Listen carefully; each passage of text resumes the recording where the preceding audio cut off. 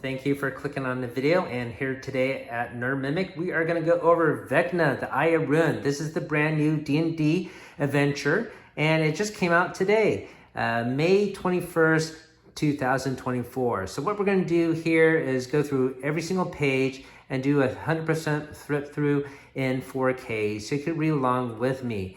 Now, I don't really play 5th edition too much. I'm more of a 1st edition player, and Vecna has been out since 1976, and he's only really mentioned in 1st edition in the Dungeon Master's Guide as a sort of a treasure, the hand and the eye of Vecna. So he's more of like a footnote. It's only in 2nd edition are there more campaign adventures featuring Vecna. So I was really excited to have them come out with this book. So as me, as a 1st edition player, I want to know more about the lore of Vecna. And the other thing is this adventure, if you may or may not have heard, sort of takes place through all the different realms of the multiverse of D&D. So I don't know all of the different realms, and certainly not all of them existed as a 1st edition player. And so I'm also excited to read this book just to learn the lore of these other realms as well. So for all those reasons, I was highly interested in this book, and I'm so happy to have a copy in front of us here today to share with you. The copy we have in front of us is the alternate cover version, and I tend to gravitate to these special edition covers as they look more unique.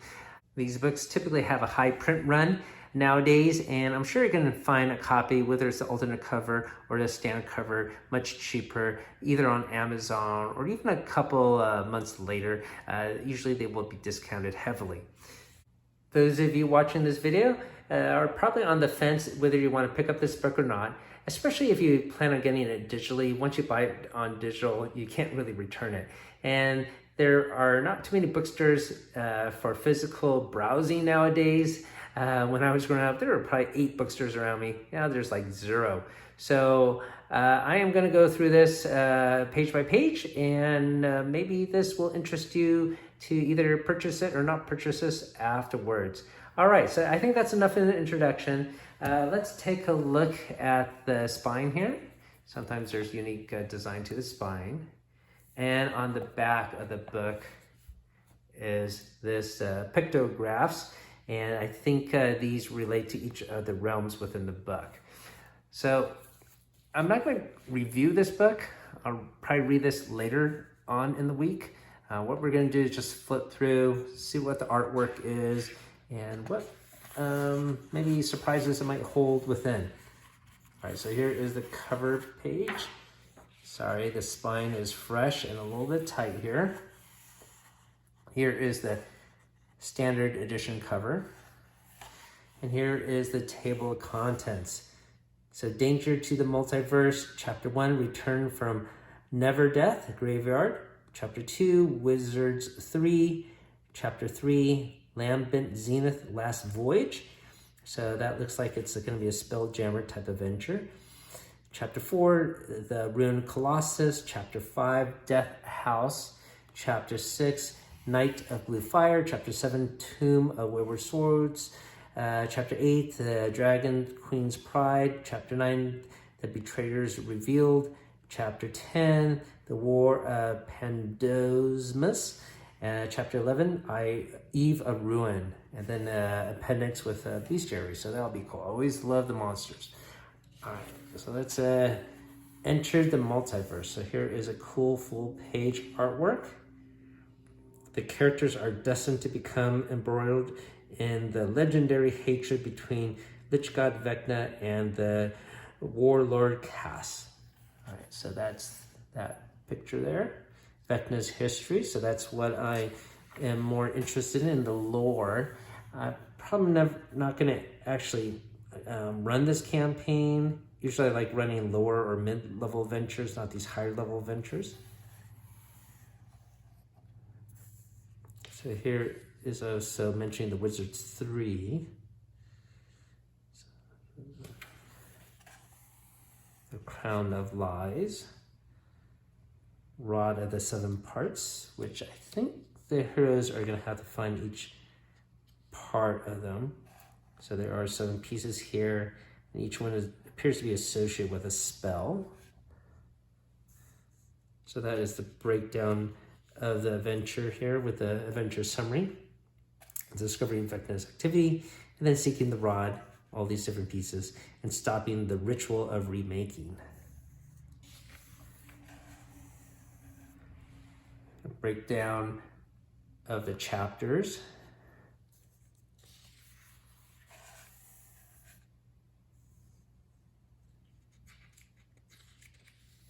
Looks like maybe you could start with level 10 characters here.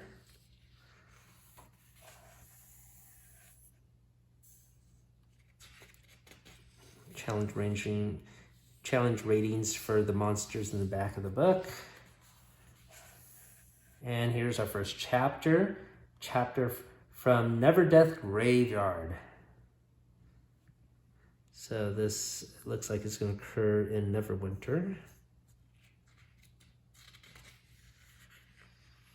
Cool artwork here.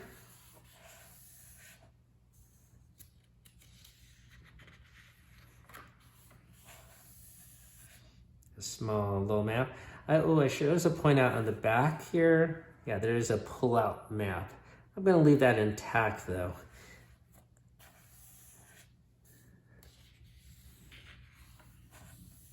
Okay. So many Vecna's cultists in Never Death Graveyard bear tattoos of the Lich God's unholy symbol. So that is a tattoo marking.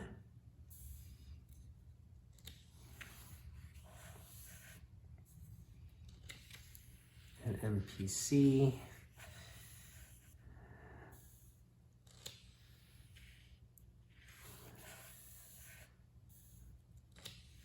Some more character art for the NPCs of the adventure.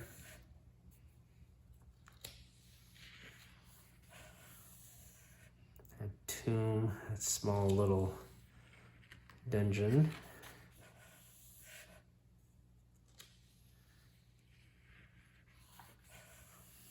Okay, heading towards the Wizards 3. Let's see where this takes place.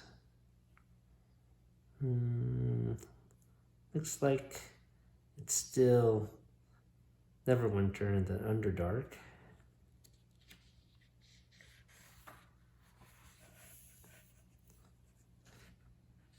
I guess maybe these are the 3 wizards. Lustril and Tasha, as well as Canaan.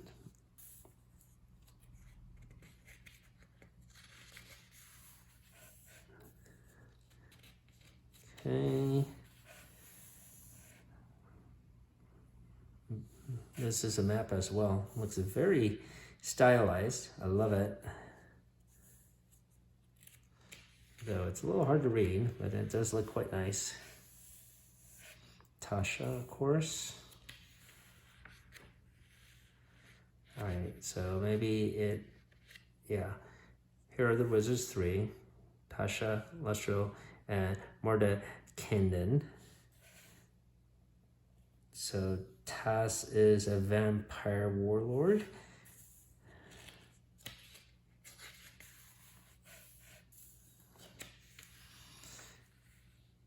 So I believe a lot of the characters, the big characters you will hear about, as it's supposed to be a love letter to Dungeons & Dragons, this adventure, for the 50th year anniversary.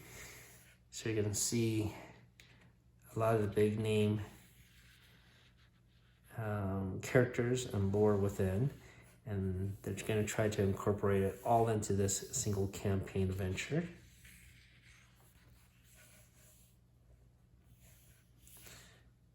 So more cultists there. Here's one of the piece of the Rod of 7 Parts. So here the Spider Dragon, Courage, and the Yochelo, hopefully I'm pronouncing that right. That's a shape-shifting creature. Uses a piece of the 7 Rods to communicate directly with the demon god Lolith. Here is chapter 3, the Lambent Zenith Last Voyage. So that's the Spelljamming ship. Yeah, so you could sort of guess by the name it was going to be a Spelljammer adventure. Now, Spelljammer was introduced in 2nd edition, so it's not something I ever played or experienced as a 1st edition player. So I'm excited to read some of this and learn about the universe. Well, here's another stylized map. Really nice. Really nice.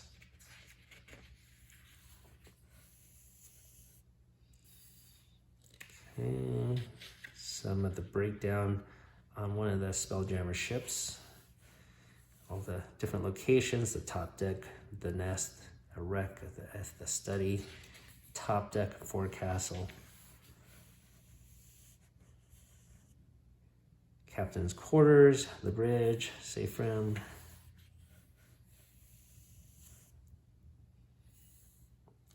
Okay, so here, this creature has swallowed one piece of the rod of 7 parts, so I guess you're gonna have to fight this creature. Chapter 4, the Ruined Colossus. So this is gonna take place in Eberron.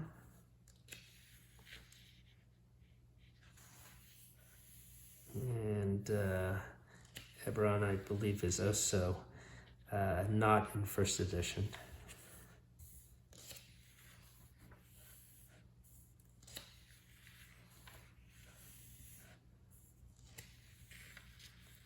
So here we have our first stat block. And there will be a lot more in the back of the book. Another map. Hopefully I'm not flipping it too fast for you guys.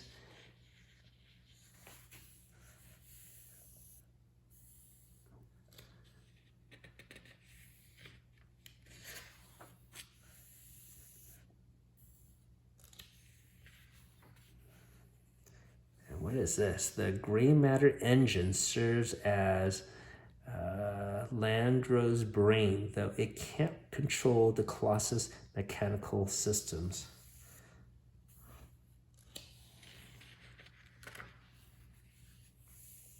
Chapter 5, Death House. So this is in Bravia.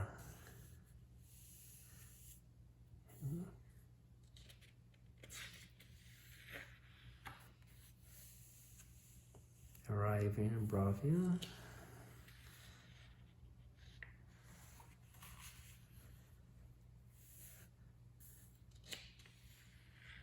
I don't know if you're gonna meet Strahd, we'll see.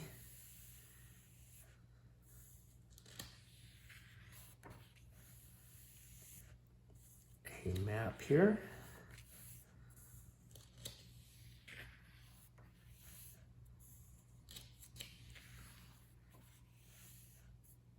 Okay, Strahd's presence. Strahd has finally deemed Death House worthy of attention.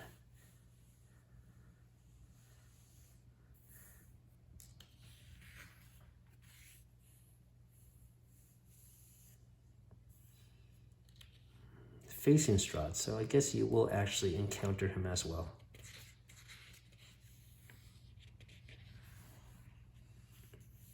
Okay, so here's chapter 6, Night of Blue Fire. And this is going to be in the Dragonlance world of Krynn.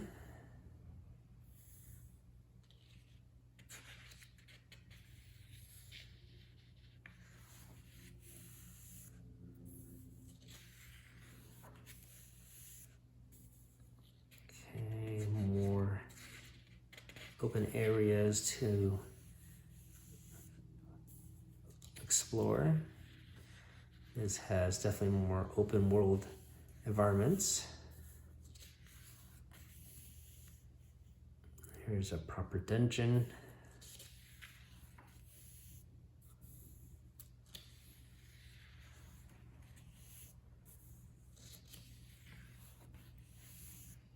More details of the dungeon.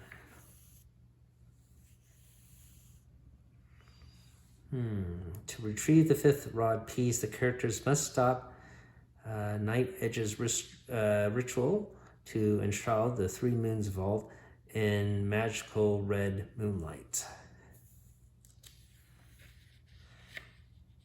Renix. Okay, then we are heading towards, let's see, Chapter 7, Tomb of Wayward Souls. And this takes place in the world of Orth. I'm not sure what that entails.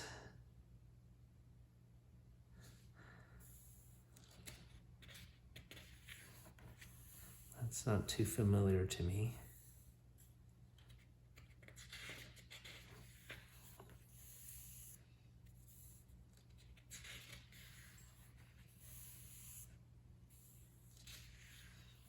It's a Tomb of Wayward Souls. One of the War Mage.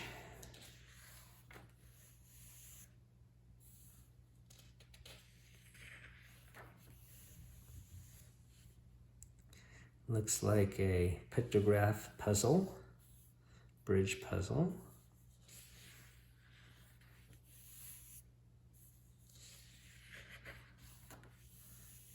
Okay, the Dragon Queen's Pride. So this takes place in the Hells, Avernus.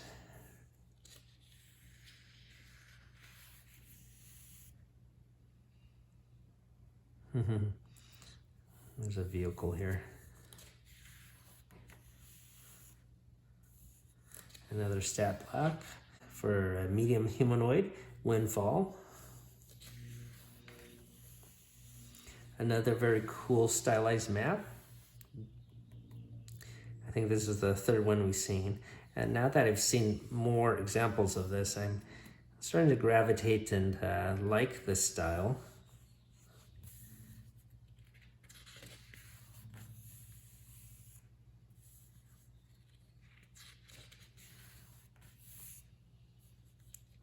Casino rooms.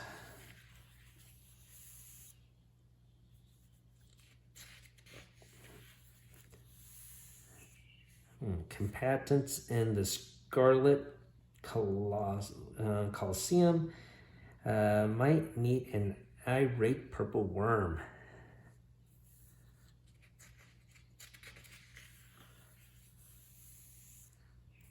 Dragon's Pride.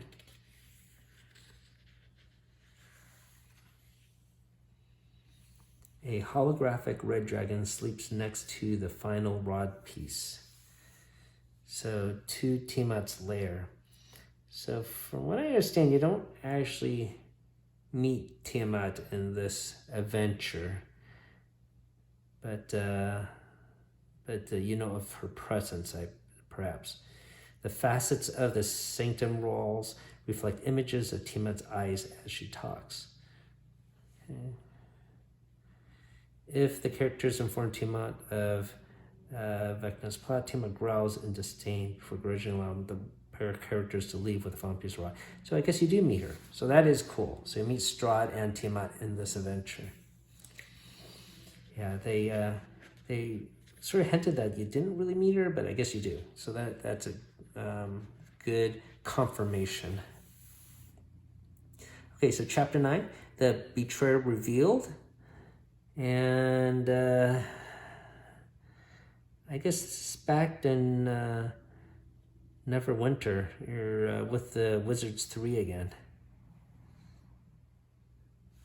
Yeah, so yeah, you having the Wizards 3, maybe someone's going to turn traitor. So obviously there are going to be big spoilers. Ever since I opened up the book, I think that is understood. So that's the Warlock cast again.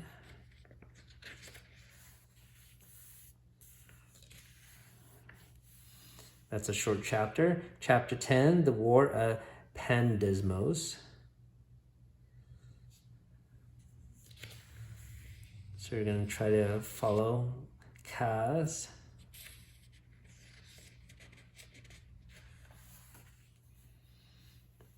Battlefield, another stylized map.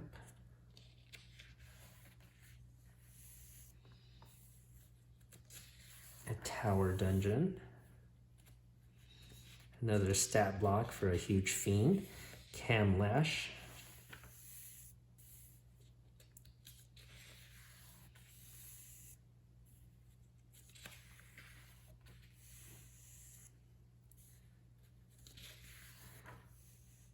And here is the vampire. Cass refuses to tolerate any interruption to his plans to ruin Vecna and claim the multiverse for his own. Chapter 11, Eve of Ruin.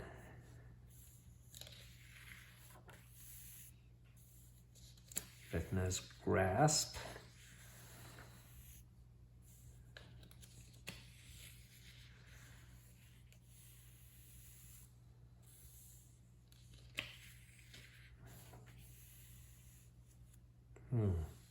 An astral dreadnought consumes a dead god in Vecna's new reality.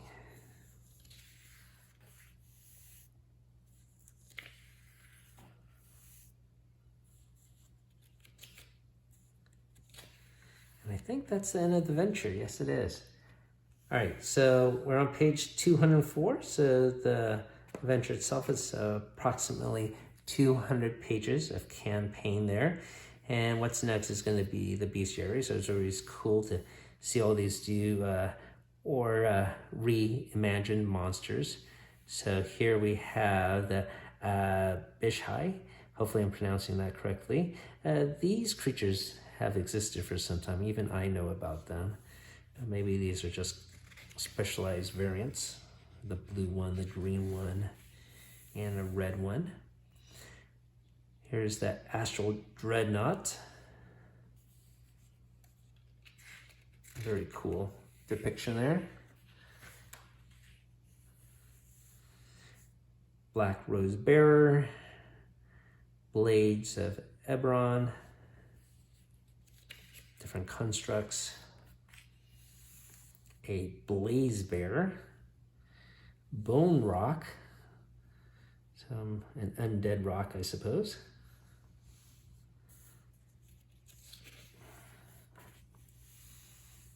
This is a Borthak, another dog or wolf-like creature. There are so many D&D creatures that are wolf or dog-shaped. Cadaver Collector, another construct. Citadel Spider, another common monstrosity, snake-shaped monsters. Cosmic Whore. I don't think they're supposed to be Cthulhu-like, despite the name. Dead Bark Dryad, and a Dead Wolf.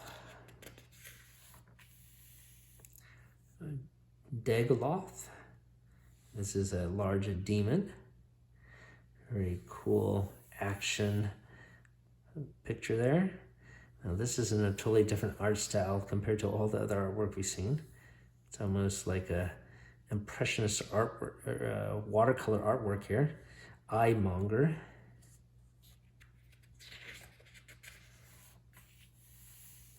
A False Lich. Even though it's false, I guess it's still considered as undead.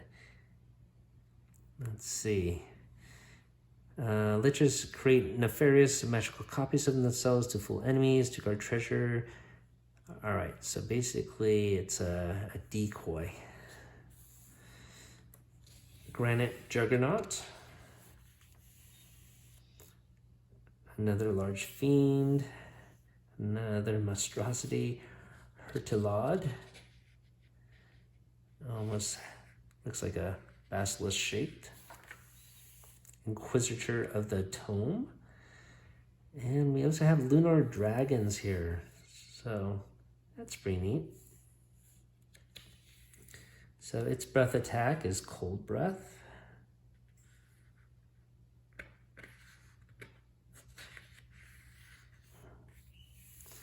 We got a Mirror Shade, a Moonlight Guardian, Necromancer Wizard, a Night Scaver,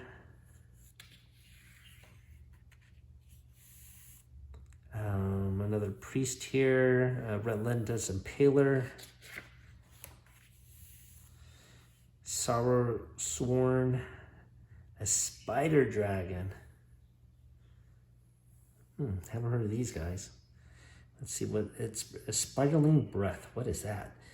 The dragon spider exhales a venomous spiderlings in a 30-foot cone. Each creature in that area must make a DC 15 dexterity saving throw, taking 33 piercing damage and 33 poison damage on a failed save.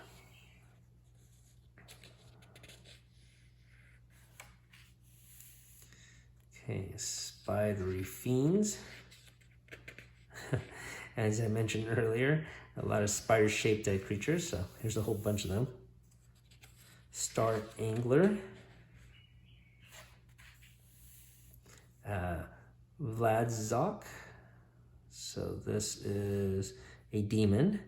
Warforged Warrior, Whirling Chandelier. Okay, so some of the other characters in here. So we've met Asur Rock, hopefully I'm pronouncing that correctly, before. He's been in a number of ventures. Yes, in the Tomb of Horrors, of course. But yeah, and others as well. There's Silverhand.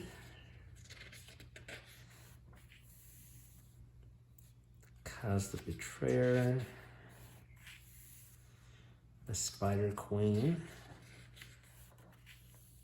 Lord Soth, Miska the Wolf Spider. There shows to be a stat block for Strahd in here. Mordekanen.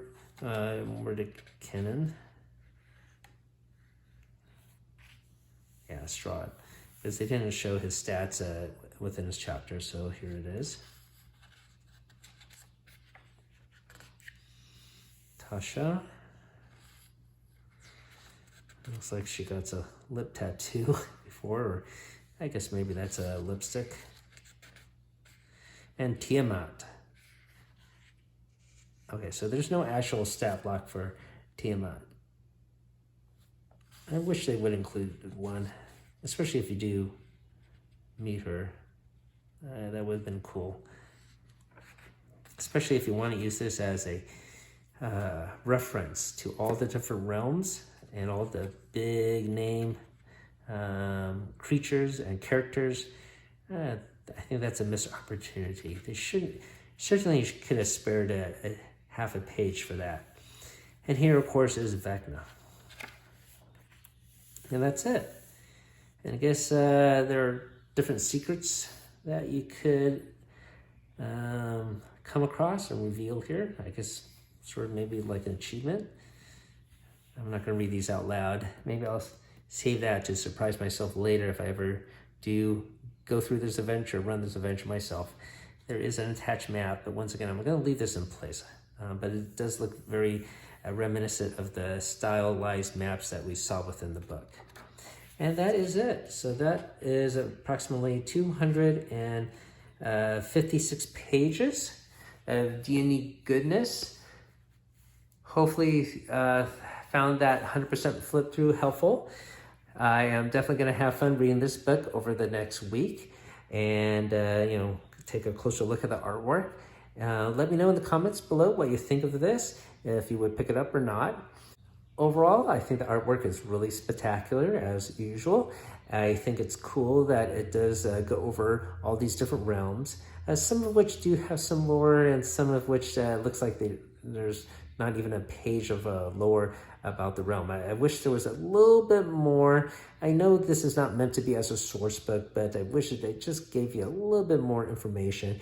And as I mentioned previously, I wish they had a stat block for Tiamat. I know it does exist in other places, but certainly they could spend a half a page to place it in this book as well. Hopefully you found this video helpful, and if you did, hopefully consider subbing up, as I will go over other future hardcover books in the same manner and do 100% flip through, so you can read along with me and check it out to see if this is something you want to buy or not. So thanks for listening to that.